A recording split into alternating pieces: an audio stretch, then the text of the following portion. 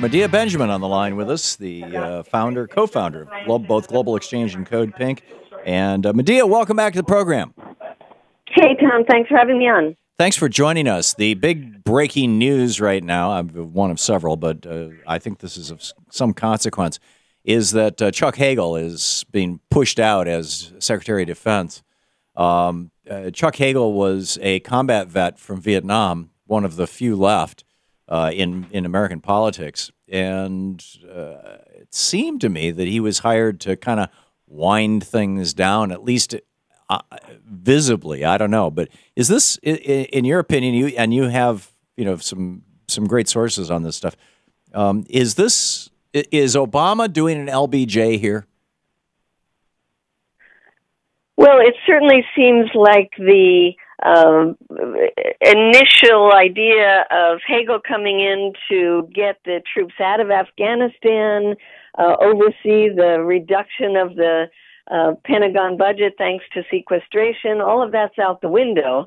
And now we're back in full force in Afghanistan, back into Iraq, now into Syria.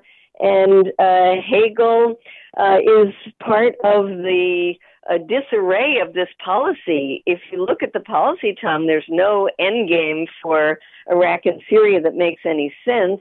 And you can just imagine the kind of disagreements internally about where to go on this. And I think to some extent, Hagel wanted to get out because he realized that this is just a losing battle. Yeah. Yeah, for those of us who remember Vietnam, this is not just deja vu. This is deja vu with PTSD, and I'm wondering if Hagel is in that camp. I would love to be a fly on the wall. I don't know if you saw the piece. It's at the top of Common Dreams right now. It's floating around the internet about how inside Syria, because of our airstrikes, because we've hit so many civilians, quote, by accident, in the process of going after ISIS, that people are starting to flip to supporting ISIS and wanting to join ISIS. Where does our policy go, and where should we be going? This is. It seems to me like this is the law of unintended consequences. This is Vietnam all over again. Well, it's even more complicated because you have all the ethnic divisions, and you have several different countries, and you have the Kurds thrown into the mix, and it is such a complicated soup that anything that the U.S. does then disturbs other pieces of it.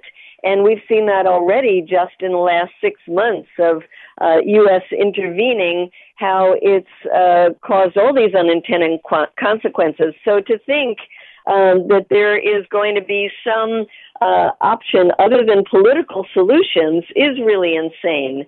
And I would love to not just be a fly on the wall, but have a chance to have a drink with Chuck Hagel to see what he thinks, because I've seen him in these congressional hearings just twisting and turning when he's been asked questions about where does this strategy lead to, because he doesn't have the slightest idea. And I think as a kind of rational guy, he knows that this all doesn't make sense.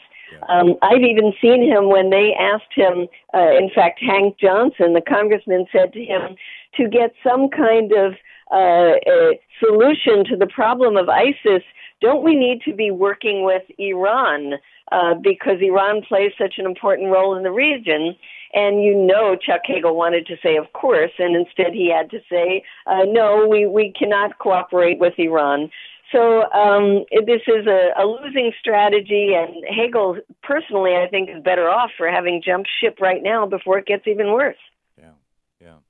It's remarkable. If we look at history, you go back to the Truman administration, he basically allowed democracy to happen in both Iraq and Iran.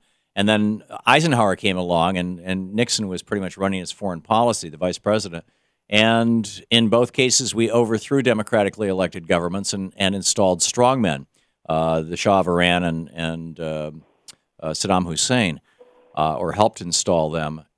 I'm guessing that those are the two options that are in front of the DOD or in front of President Obama, and the democracy one.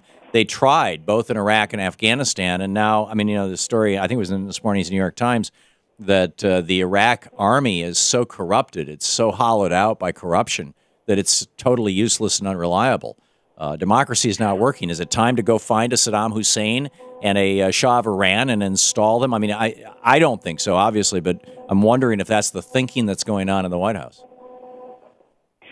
Well, whatever the thinking going on in the White House is not leading us into any rational policy, and I see that Jack Reed has said that he doesn't want this position. I can't imagine who would want this position at this point, because the White House has already made a commitment, and unfortunately, the Republicans are pushing for more intervention, and are ready to say that no matter what goes wrong, it's because the president hasn't done enough.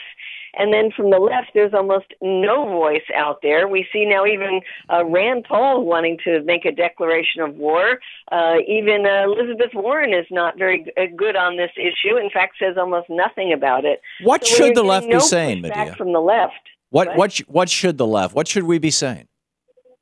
We should be saying, stop the military intervention and let's look at the political solutions. Let's go back in the case of Syria, seriously, to get back to the Geneva talks and find a truce between Assad and the rebels so that they can jointly go against ISIS.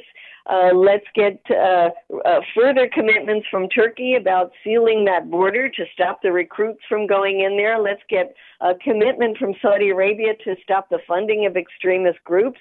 And let's give time and effort and working with all of the countries, including Iran and Russia, about how we can help the Iraqi government become one that is not representing the Shia, but is representing the Sunni community as well, so they don't flock to ISIS.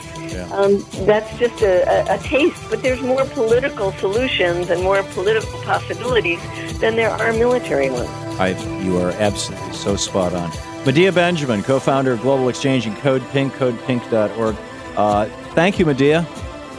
Thanks for having me on, Tom. You're listening to the Thom Hartmann Program.